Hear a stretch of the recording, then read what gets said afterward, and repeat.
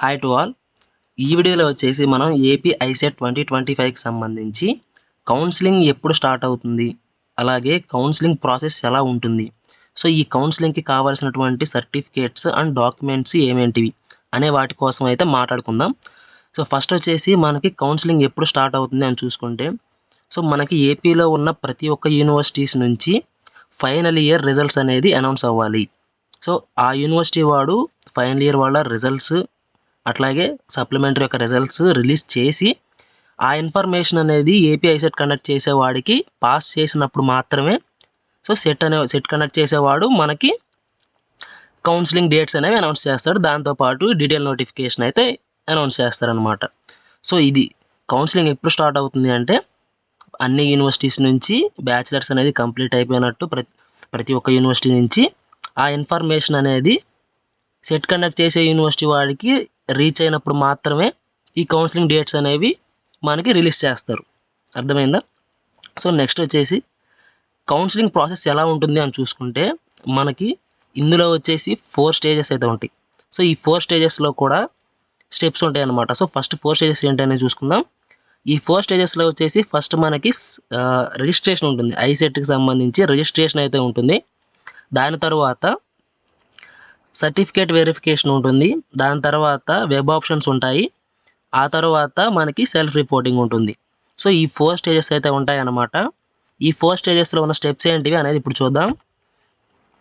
So counselling సంబంధించి మనకి first అయితే రిజిస్ట్రేషన్ ఉంటుంది. సో ఈ రిజిస్ట్రేషన్లో మనం ఏం చేస్తామంటే, మన డీటెయిల్స్ ఎటు అప్లికేషన్ టైంలో ఫిల్ చేసాం కాబట్టి ఆ డీటెయిల్స్తో పాటు అడిషనల్గా కొన్ని డీటెయిల్స్ అయితే ఇవ్వాల్సి ఉంటుంది అన్నమాట.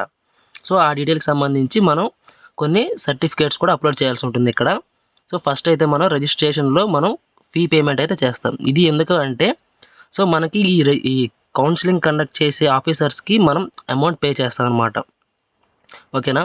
సో ఇది ఒక కేటగిరీ వైజ్గా ఇంత అమౌంట్ అనేది ఉంటుంది. సో ఈ రిజిస్ట్రేషన్కి సంబంధించి ఎంత ఫీ పే చేయాలనేది తర్వాత డిస్కస్ చేద్దాం. సో ఇప్పుడు స్టెప్స్ మాత్రం చూద్దాం. సో మనం వాళ్ళకి పేమెంట్ చేసిన తర్వాత మనం అయితే మన సర్టిఫికేట్స్ అయితే అప్లోడ్ చేయాల్సి ఉంటుంది. సో ఈ సర్టిఫికేట్స్ ఏంటనేవి నేను నెక్స్ట్ చూపిస్తాను. సో మనమైతే రిజిస్ట్రేషన్లో ఫస్ట్ మన డీటెయిల్స్ ఇచ్చి మనమైతే ఫీ పేమెంట్ చేసి సర్టిఫికేట్స్ అనేది అప్లోడ్ చేస్తాం అనమాట. ఈ సర్టిఫికేట్స్ అన్నీ అప్లోడ్ చేయడంతో రిజిస్ట్రేషన్ అనేది కంప్లీట్ అయిపోతుంది. సో రిజిస్ట్రేషన్ కంప్లీట్ అవ్వగానే మనకి ఆ ఆఫీసర్స్ అనేవాళ్ళు మన సర్టిఫికేట్స్ అన్నీ వెరిఫై చేసి అన్నీ కరెక్ట్గా ఉన్నాయి అనుకుంటే మనల్ని అప్రూవ్ చేస్తారనమాట. సో అంటే కౌన్సిలింగ్కి మనల్ని అప్రూవ్ చేస్తారు.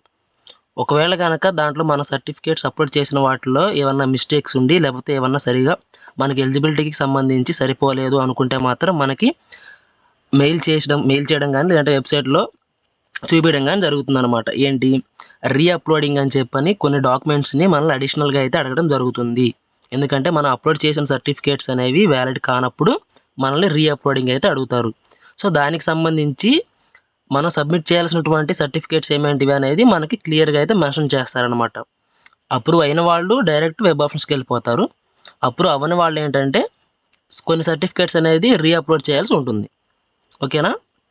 దాని తర్వాత అందరికీ అప్రూవ్ అయిపోయింది అంటే మాత్రం వాళ్ళు వెబ్ ఆప్షన్స్కి ఎలిజిబుల్ అనమాట.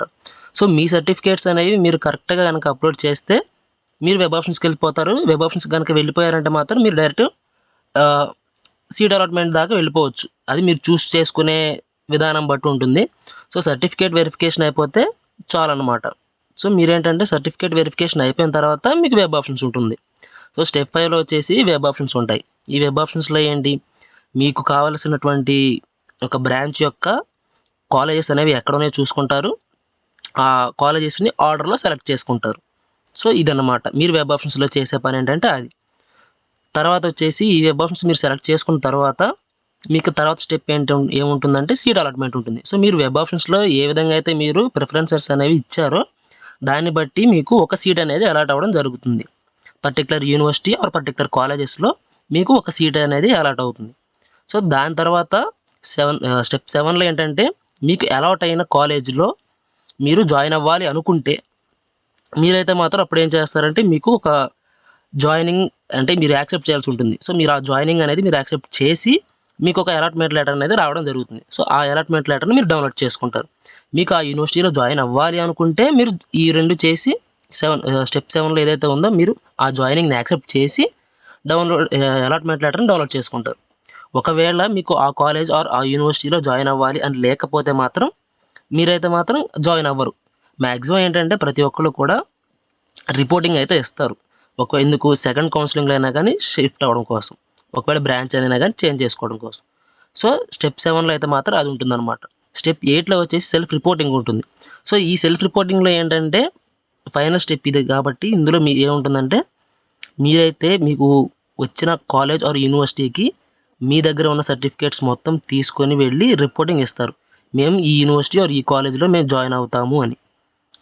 ఈ స్టెప్లో ఏంటంటే మీరు ప్రతి ఒక్క సర్టిఫికేట్ని తీసుకెళ్లాల్సి ఉంటుంది. అట్లాగే మీరు ఫీ రింబర్స్మెంట్కి ఎలిజిబుల్ అయితే పేమెంట్ అయితే మీరు చేయరు.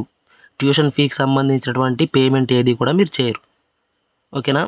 అదే మీకు ఫీ రింబర్స్మెంట్ రాదు అనుకుంటే మీరైతే మాత్రం మీ బ్రాంచ్కి సంబంధించి అమౌంట్ ఎంతైతే ఉంటుందో ఆ అమౌంట్ అనేది మీరు పే చేయాల్సి ఉంటుంది. ఎట్ ద టైం అంటే రిపోర్టింగ్ టైంలోనే మీరు పే చేయాల్సి ఉంటుంది. అర్థమైందా?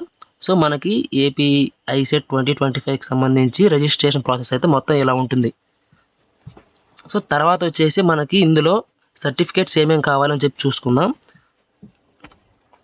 సో మనకి ఏపీ ఐసెట్ 2025కి సంబంధించి సర్టిఫికేట్స్ ఏమేమి కావాలి, కౌన్సిలింగ్కి సంబంధించి సర్టిఫికేట్స్ ఏం కావాలి, అట్లాగే రిపోర్టింగ్ టైంలో ఏ సర్టిఫికేట్స్ కావాలి. ఇవి రెండు డిఫరెన్సెస్ తెలుసుకోండి. ఫస్ట్ అయితే మనం కౌన్సిలింగ్లో అన్ని సర్టిఫికేట్స్ అయితే అప్లోడ్ చేయము. ఇది ఆన్లైన్లో కాబట్టి మనమైతే కొన్ని సర్టిఫికేట్స్ మాత్రమే అప్లోడ్ చేస్తాం. ఇక్కడ కనిపిస్తున్న ఈ 3 సర్టిఫికేట్స్ మాత్రమే మనం అయితే అప్లోడ్ చేయాల్సి ఉంటుంది. రిమైనింగ్ అన్నీ కూడా మనం రిపోర్టింగ్ టైంలో ఇస్తామన్నమాట. రిపోర్టింగ్ టైంలో మనం సబ్మిట్ చేస్తాం. సో ఫస్ట్ అయితే మనం కౌన్సిలింగ్లో మనం అప్లోడ్ చేసే సర్టిఫికేట్స్ క్యాస్ట్ సర్టిఫికేట్ అప్లోడ్ చేస్తాం. క్యాస్ట్ సర్టిఫికేట్ ఎందుకు అప్లోడ్ చేస్తామంటే ప్రతి ఒక్కరికి కూడా అంటే ప్రతి కేటగిరీ వాళ్ళకి కూడా ఇంత పర్సంటేజ్ రిజర్వేషన్ అనేది ఉంటుంది. సో మనం ఆ రిజర్వేషన్ అనే దాన్ని భర్తీ చేసుకోవడం కోసం మనం అయితే క్యాస్ట్ సర్టిఫికేట్ అప్లోడ్ చేస్తాం. తర్వాత ఇన్కమ్ సర్టిఫికేట్ ఎందుకు అప్లోడ్ చేస్తాం? మనకి ఫీ రింబర్స్మెంట్ ఎలిజిబుల్ అయ్యి మనకు ఆ ఫీ రింబర్స్మెంట్ కావాలి అనుకుంటే మనం ఇన్కమ్ సర్టిఫికేట్ అనేది సబ్మిట్ చేయాల్సి ఉంటుంది. సో ప్రతి ఒక్కరు కూడా ఏం చేస్తారు, లేటెస్ట్ ఇన్కమ్ సర్టిఫికేట్ తీసుకోవాల్సి ఉంటుంది. ఆ లేటెస్ట్ ఇన్కమ్ సర్టిఫికేట్ కూడా 2025 అయ్యి ఉండాలన్నమాట. సో మీరు లేటెస్ట్ ఇన్కమ్ సర్టిఫికేట్ అప్లోడ్ చేస్తే మీకు ఎలిజిబిలిటీ అనేది ఇచ్చి మీకు ఫీ రింబర్స్మెంట్ అనేది వస్తుంది. తర్వాత మెయిన్గా మనకు కావాల్సింది ఏంటంటే సిఎంఎం. మీ బ్యాచిలర్స్ అనేది మీరు కంప్లీట్ చేసుకున్నారు అనేది వాళ్ళకి మనం చూపించాలి కాబట్టి సర్టిఫికేట్ వైజ్గా మనం ఏంటంటే సిఎంఎం అనేది అప్లోడ్ చేయాల్సి ఉంటుంది. సో అన్ని యూనివర్సిటీస్లో సిఎంఎం ఇవ్వరు. ఒకవేళ కనుక మీ యూనివర్సిటీలో మీకు సిఎంఎం కనుక ఇవ్వకపోతే మీరు యూనివర్సిటీకి వెళ్ళి మీ సెమ్ వైజ్ మార్క్స్ మెమోస్ కానీ తీసుకోండి. మీ సెమ్ వైజ్ మార్క్స్ మెమోస్ తీసుకోండి. అంటే ప్రతి సెమ్కి మీకు ఎంత వచ్చింది అనేది ఒక మార్క్స్ మెమో ఉంటుంది. అంటే జెరాక్సెస్ కాకుండా ఒరిజినల్ అయితే తీసుకోండి. అవి తీసుకొని అవి సబ్మిట్ చేయండి. ఒకటి సిఎంఎం కానీ లేదా సెమ్ వైజ్ మార్క్స్ మెమోస్ కానీ దగ్గర పెట్టుకోండి. ప్రొవిజనల్లో అయితే కన్ఫామ్ అయితే కాదు, మీరు మెయిన్గా అయితే సిఎంఎం తీసుకోండి, లేకపోతే సెమ్ వైజ్ మార్క్స్ మెమోస్ అయితే దగ్గర పెట్టుకోండి. సో కౌన్సిలింగ్కి సంబంధించి మనం మెయిన్గా అప్లోడ్ చేసే సర్టిఫికేట్స్ ఏమైనా ఉన్నాయంటే ఇవి మాత్రమే. వీటి తర్వాత మాత్రం మిగతా సర్టిఫికేట్స్ అన్నీ కూడా మనం రిపోర్టింగ్ టైంలో సబ్మిట్ చేస్తాం అనమాట. ఇప్పుడు అందరికీ అర్థమైందని అనుకుంటున్నాను. అంటే మెయిన్గా మనకు కావాల్సింది ఏంటి, సర్టిఫికేట్స్ ఏది, కౌన్సిలింగ్ సంబంధించి ఏ సర్టిఫికేట్స్ కావాలి, తర్వాత ఆఫ్లైన్లో మనకి ఏ సర్టిఫికేట్స్ కావాలని చెప్పని అర్థమైందని నేను అనుకుంటున్నాను. సో మీకు ఇప్పుడు కౌన్సిలింగ్ ఎప్పుడు స్టార్ట్ అవుతుందని అర్థమై ఉంటుంది. అట్లా కౌన్సిలింగ్ ప్రాసెస్ ఎలా ఉంటుంది అనేది అర్థమై ఉంటుంది. దాంతోపాటు మనకి ఏ సర్టిఫికేట్స్ ఏ డాక్యుమెంట్స్ కావాలి అనేది మీకు అర్థమైందని నేను అనుకుంటున్నాను.